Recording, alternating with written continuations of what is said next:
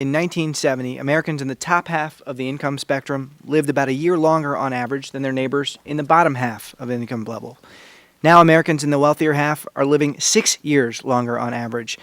Yes or no, is government responsible for doing something to address that gap?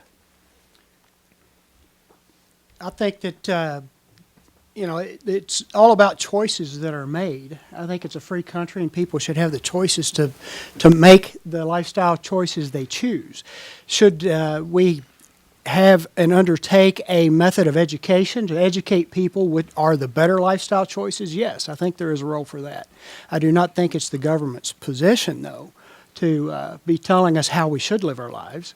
We should still have that choice once once we've educated people for that. So just in the education, not in the providing of health care?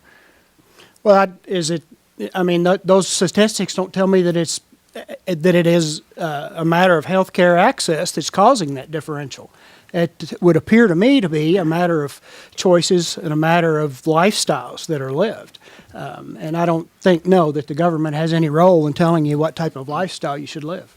Congressman Yarmuth, is the government responsible for doing something to address that gap? I don't know that the government's responsible, but I think the government has an important role to play. And the United States is right now one of the only country among industrialized nations that does not have essentially a government-organized health care plan which makes sure that everyone in our country has access to quality health care.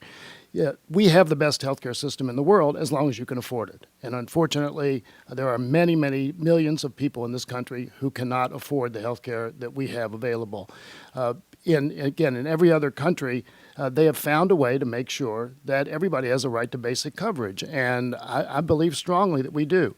The Affordable Care Act is not the plan I would have preferred. As I've said many, many times before, I think that we can devise a single-payer health care system which does not rely on citizens getting their insurance through their employer. Everyone should have coverage that follows them wherever they go and is not an impediment to economic mobility and the choices in life that most people would like to make. But what really is disturbing is the idea that money becomes the determinant as to who lives and who dies and who lives longer and who doesn't. And unfortunately, that is the situation in this country right now. And that's one of the things that we try to remedy with the Affordable Care Act.